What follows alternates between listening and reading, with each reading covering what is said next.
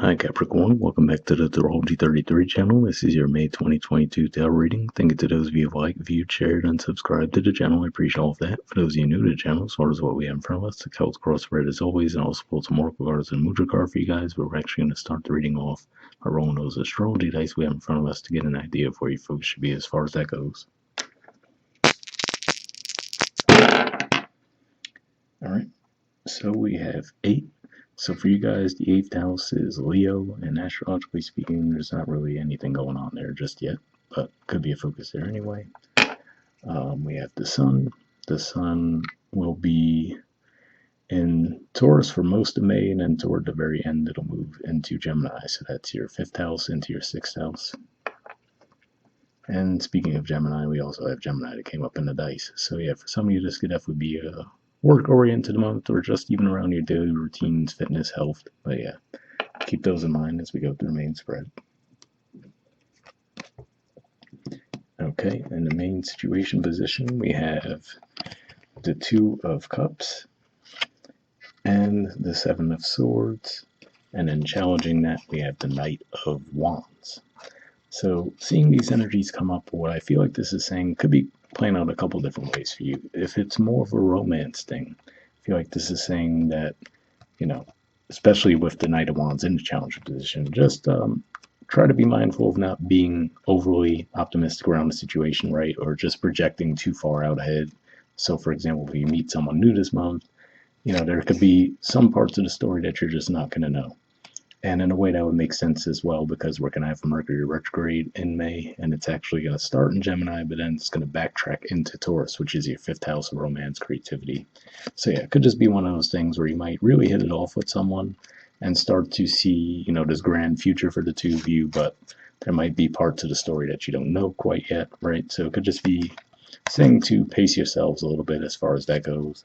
If this is around the financial dealing as well, I would say the same thing. You know, so if someone offers you a deal, let's say, of some kind of financial nature, could just be saying you might not want to hop at that first offer that comes your way, because they could be holding out and could potentially offer you more if you're willing to negotiate a little bit there.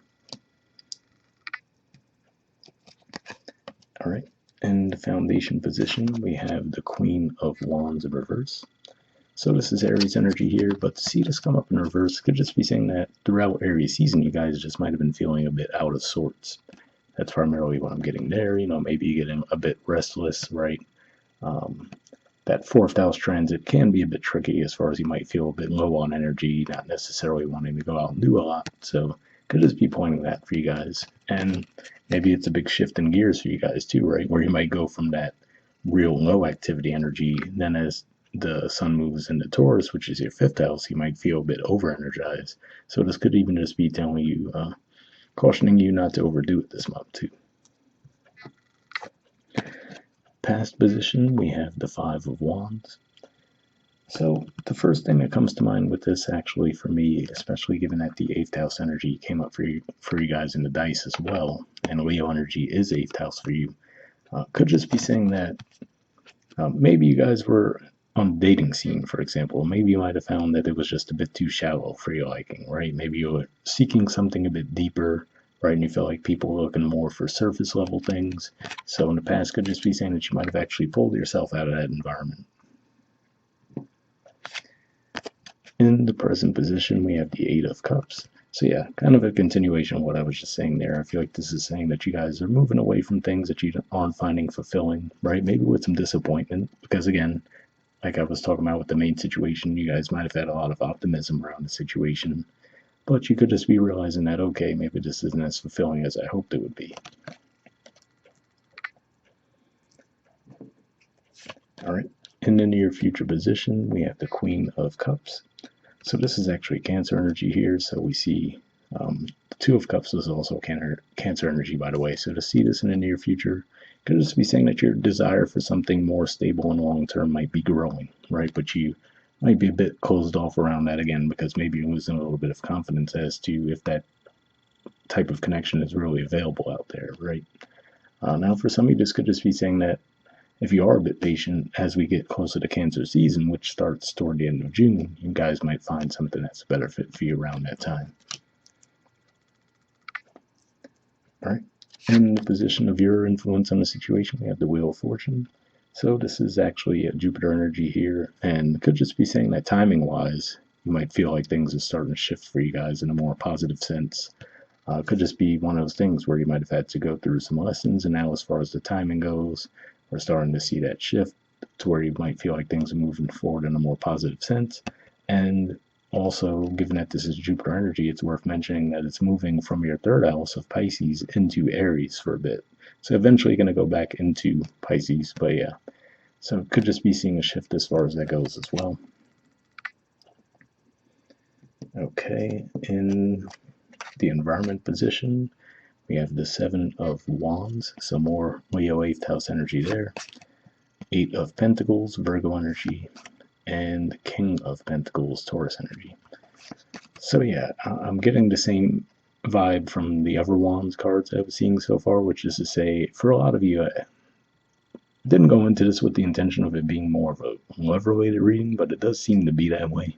But still centered around you at the same time, because again, I feel like there's a lot of connections around you, but you feel like they're not really at the level that you would like, right? You might feel like they're more casual, superficial type of connections where you're looking for something deeper, right? So this could just be saying that you might be withdrawing yourself from that type of scene and just really deciding, you know what, I'm just going to focus more on my work, right? Like the type of connection I'm looking for doesn't seem to be out there just yet.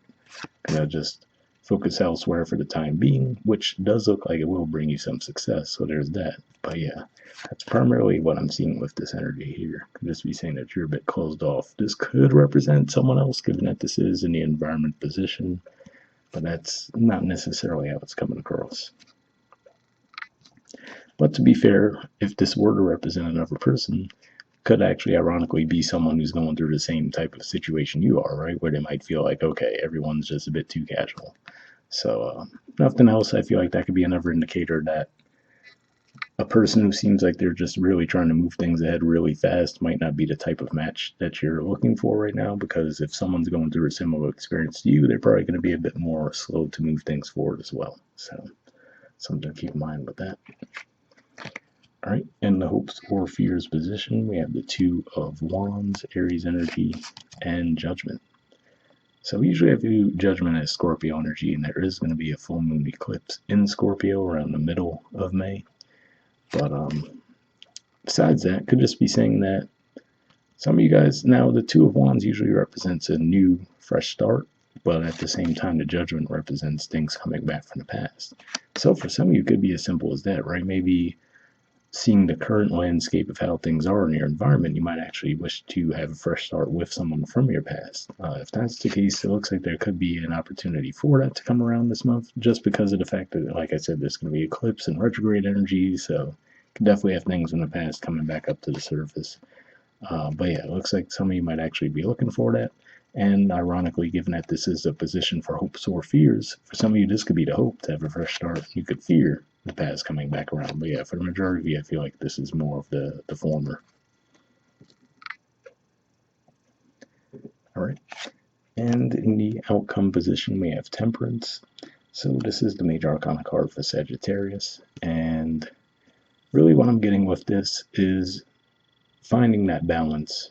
So on the one hand, right, being able to believe in love, right, and have that openness in a certain regard, but also to remain grounded, right, because we see they have 1 foot in the water and 1 foot on the ground. So it could just be saying striking that balance, right, to where you're not going to believe everything and just project outward off the first meeting with someone, but at the same time, you know, be open to the possibilities, but at the same time, keep it a bit more grounded to where you don't rush and potentially start filling in blanks in a more positive way. And then when the reality comes around, you might feel disappointed, you know, things along those lines. So that's primarily what I'm seeing with that, especially given that for you guys, Sagittarius is your 12th house. So 12th house can be one of those energies where you might find yourself in a bit of like a dreamy type of energy and may not necessarily see the reality too clearly at times. So that's what I see with that.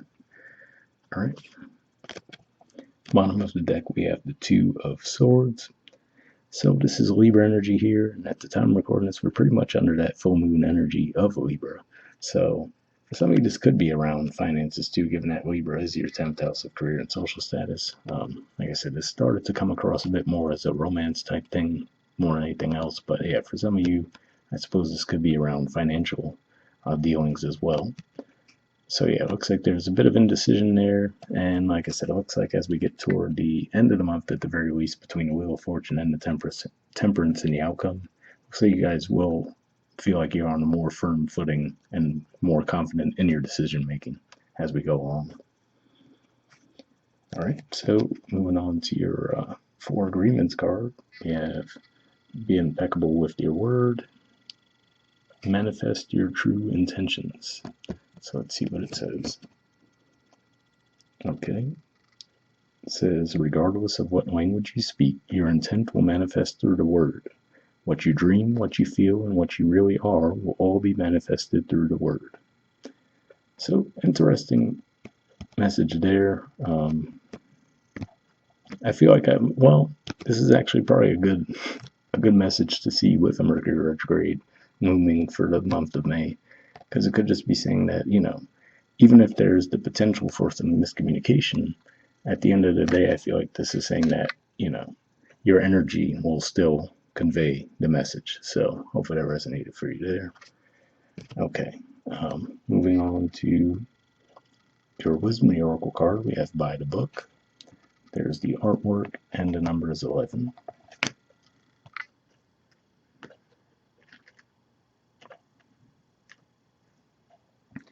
Okay, it says abiding by social rules, conformity, respecting cultural or family customs, universal laws. The Oracle's message: the universe works within a structure of divine laws and principles that provides a framework for human experience and evolution. The law of abundance, the law of prayer, the law of karma, the law of attraction, the law of thought, the law of compensation, and the law of nature are only a few that are known. These principles create perfect order and operate with a kind of precision beyond human understanding. Even revolution has its place in universal law. Human beings, in turn, have their own laws and customs that vary from culture to culture and family to family. Laws keep social order and govern behavior, reflecting an instinctive understanding that harmony is important. This is a time to learn these laws and conform to them, rather than being the rebel and flouting them. When this card appears, submit to structure and follow the rules, even if they seem to make no sense.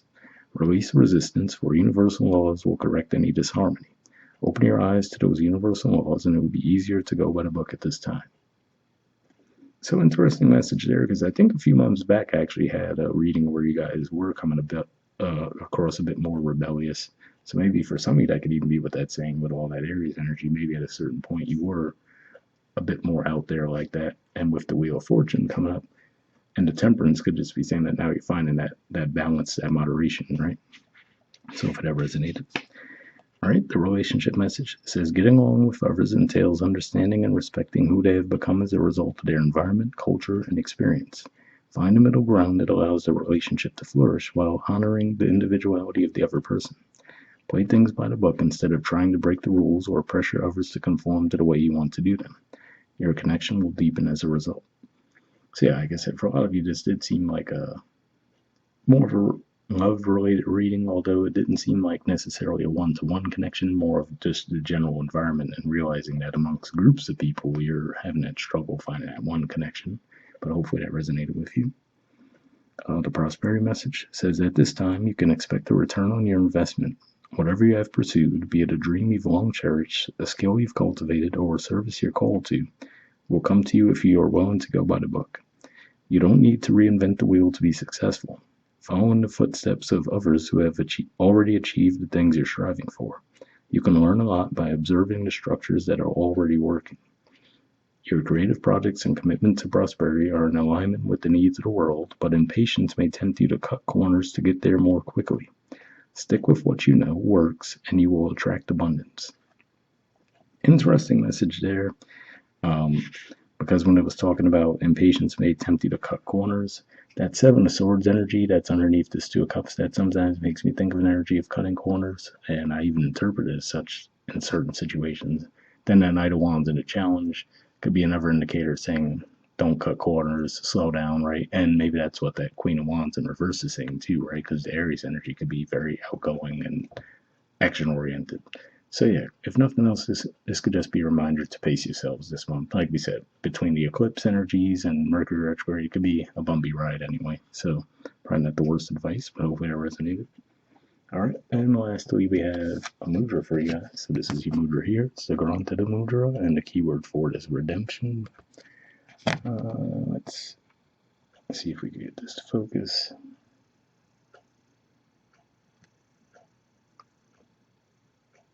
Maybe not. There we go. Okay.